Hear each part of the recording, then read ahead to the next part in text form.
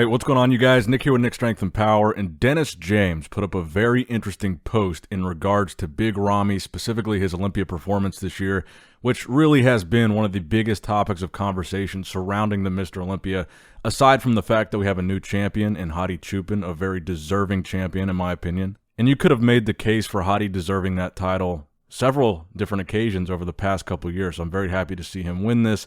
But a big talk was not only the fact that Big Ramy did not win, but that Ramy placed as low as he did, placing 5th at this year's Olympia, almost outside of the conversation entirely for the win. And during prejudging and most of the finals, Ramy was not moved at all from the outside of the call-out. Not once was he moved to the inside until the very, very end of finals, where it was him compared to Nick Walker. And a lot of people found that to be strange. Now, Dennis James says, since the long weekend is over, I have time to sit down and think about the Olympia in Vegas. I can honestly say I don't know what happened, and I really don't want to speculate. What I can say is that Ramy was on point, right on point, throughout the time that he was here in Arizona. So for those of you that don't know, Ramy finished out the duration of his Olympia prep at Dennis James's house here in the States to avoid any last-minute travel issues. Dennis says, I took pictures twice a day, and not once was I worried about him not being at his best. And Dennis has seen Ramy for the past couple of years that he's been winning. They've done a similar thing. Ramy has been staying with Dennis, so Dennis has seen all these different points in Ramy's prep. This is he has a very good eye for this because he has been the guy in Ramy's corner since he's been winning.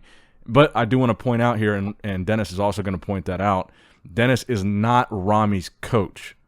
Dennis is his friend, his training partner, maybe a little bit of a mentor, but Chad Nichols is his coach, not Dennis James.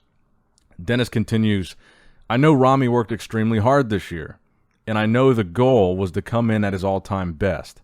I'm sure that Ramy and his coach Chad will address whatever it was that maybe went not as planned.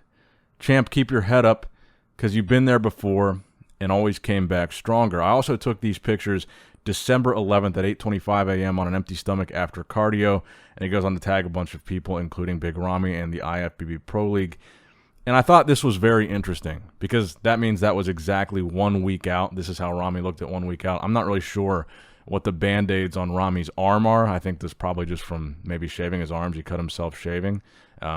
But the implication here is that Dennis thinks something happened between when he took these photos and when Ramy got on stage. And he also implies that Ramy and his coach Chad might know the answer to that, implying, again, something might have went wrong, whether that was an injury, whether it was an illness, whether it was bad timing in some aspect of his quote-unquote supplementation, maybe carbing up. Whatever the case may be, Dennis says that he doesn't have that answer and that Ramy and Chad likely do.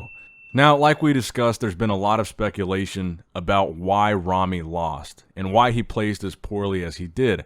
There's a lot of talk about these bumps towards the top of his glutes. There were some kind of divots, like indentations on his quads that we've been noticing over the past couple of years. And obviously, the surprise of a lot of people that Big Ramy placed as poorly as he did because of the fact that pretty much during the build-up to the Olympia, almost everybody predicted Ramy to win based on the quality of the physique updates that we were seeing from Ramy week after week, day after day. Very confident. And again, you know, there was this narrative that for last year's Olympia, where a lot of people felt Ramy didn't look his best and left the door open a little bit, that going into that Olympia, Ramy was dealing with some personal issues. And because of that, the majority of the year, he wasn't even training. He wasn't even going to the gym or prepping for that Olympia that was coming up after his first Olympia win. So there was this narrative right after that Olympia that he didn't look his best. I'm talking about 2021. And that if he looked that way again, he would lose the title. But then he missed this guest posing at the Pittsburgh Pro. And then the narrative became, well, Ramy's blowing off these really big appearances, these really big agreements that he agreed to show up at. And apparently for the Pittsburgh Pro, Ramy didn't call anybody. He didn't tell anybody he wasn't going to show up. He just didn't show up. So then there was this narrative that Ramy's not posting anything on social media. He's not showing up to these events. He didn't look his best last year. Maybe he's going to lose the title. And then all of a sudden, Ramy comes out with an apology for not showing up at the Pittsburgh Pro. And then after that, he's like relentlessly posting physique updates saying that this year things are different. This year he trained year-round. This year there were no setbacks. This year, no injuries, full-time commitment to going to the gym and prepping for the Olympia the entire year. And then it was physique update after physique update after physique update, where in every single one, he looked very impressive. He looked bigger and better than ever. I think at one point he was weighing 336 pounds towards the peak of his Olympia prep. Maybe that was closer to like 10 weeks out. But then he also said in an interview with Phil Heath right before the Olympia that his focus this year was not on size, but conditioning. And he said his stage weight was a goal weight of around 295 pounds. So he had all these factors of Ramy saying everything's going perfectly. He's focusing on conditioning, not on size, which is what everybody has been telling him to do. He's going to be better than last year. His physique updates look on par with that. And as a result, almost every prediction video that I saw until the weekend of the Olympia had Ramy winning. Everybody was expecting this would be the best Ramy that we ever saw.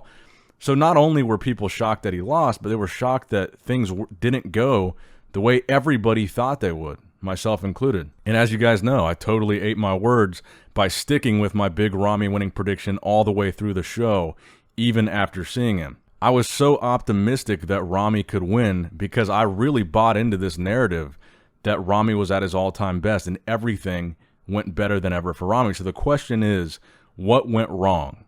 What happened here? Dennis James doesn't know.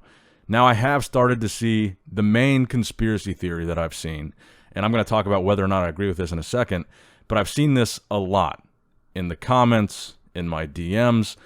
A lot of people are saying that in Ramy's video where he's reacting to his placing, he says something along the lines of, "I'm sorry for not working." Now you take that statement and you combine it with this whole narrative prior to the physique updates. Ramy skipping these appearances, a major appearance at that, the Pittsburgh Pro, which was put on by the president of the IFBB, Jim Mannion.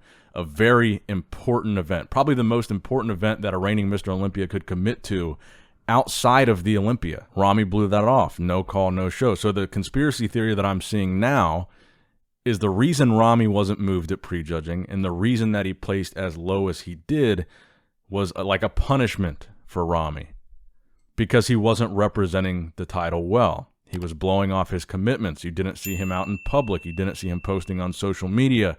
And this was his punishment. They didn't even give him a chance. They kept him on the outside, never moved him to the inside. And people are saying that's why he lost.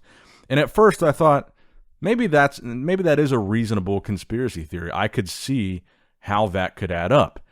But then I thought that doesn't really line up with Hadi Choopan winning the title. Because if that were the case, and they were really politicking the results to see who would be the best for business Mr. Olympia champion, who would represent the brand the best and not just who had the best physique on that day, Hadi Choopan wouldn't be their pick if they were looking for the best business ambassador for the Olympia. Hadi Choopan is from Iran, and that is like the least easy to travel from country to the United States, where most of the big events to represent the Olympia title are held. Now, will Hadi Choopan represent that title very well in his home country? Absolutely. But if you're talking about them wanting a champion that's going to travel and make appearances, Hadi Choopan is certainly not the best choice for that. So that's one reason why I don't think this Ramy conspiracy theory of him being punished really holds any weight. And then you combine that with the fact that Hadi Choopan doesn't really speak very much English, if any English at all. And he also has a hearing impediment, which also makes his speech in general harder to understand, English or Arabic. So I think that Hadi Choopan won because he was literally the best bodybuilder on that day. He had the best physique, the best conditioning, muscle density, muscle maturity. He had that grainy, hard look, and he was really one of the only guys that really had that dry, granite, rock-hard look that he's been bringing so consistently over the past couple of years. He's really never slipped up since 2019, and I think he was finally rewarded for bringing that best physique. He's very consistent with it. He's never really left the door open, and no one's ever really been able to say Hadi Choopan was off at the Olympia. No one's ever really been able to say that. And not only that, but as he posed, he got better at the finals and at the prejudging while other guys were fading. So at the end of the day, looking back at everything, I think that Hadi Choopan did deserve to win. That being said, I am still surprised that Ramy placed as low as he did. Yes, he had these lumps in his glutes. Yes, he had kind of these divots in his quads. And yes, his lower back did not look great. But Ramy's always had these high lat insertions. And for a couple years now, Ramy has had this weird look to his quads with these lumps. That's not really new. The glute thing was like the biggest new thing. And he still won the past 2 years. And I think Ramy looked better at finals. Honestly, when I was watching finals, I still think the three guys that really caught my eye the most were Hadi, Ramy, and Derek. And I actually do agree with Derek in second as well. But honestly, I would have seen Ramy at least in third. Even if he did lose, and that still goes against my prediction, I still just saw him as a top 3 guy. I'm still surprised by the decision. But honestly, I think Nick looked amazing, and I'm not mad at Nick being ahead of Ramy. Brandon Curry being ahead of Ramy, I think a little bit more controversial, and I just think the fact that he was on the outside the entire time is one of the biggest points of people thinking something was weird about it. It just seems like everybody in his camp was shocked. There's talk about maybe this injury, which we don't know exactly what it is or the severity of it. There's this talk about maybe something went wrong that Ramy and Chad know about. But his friends that I've talked to are completely shocked about the way the call-outs went. Dennis James seems completely shocked about the way this thing went. And I'm sure, I hope, that we eventually get an answer from Ramy or Chad about whatever may have happened. Honestly, I don't think this conspiracy theory that Ramy was being punished, at the end of the day, I don't think it holds up. But let me know what you guys think in the comment section below. What do you think really happened with Ramy? Do you think his career is over? Do you think this is just an injury? Do you think it was some poorly timed whatever? What do you think happened, and what do you think the future holds for Big Ramy? That's going to wrap it up for the video today, guys. I hope you did, in fact, enjoy it. Make sure you leave a like and subscribe if you did enjoy it. And as always, guys, I love you. I appreciate you. Nick Strength and Power, signing out.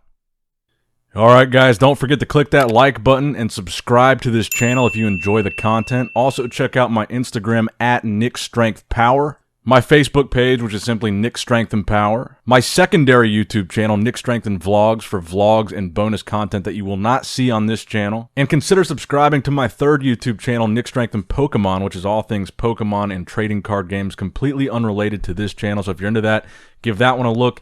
And all links to merchandise and social media will be in the description box below. If you guys want a Nick Strength and Power t-shirt, that will be in the Shopify link below. Have a great day.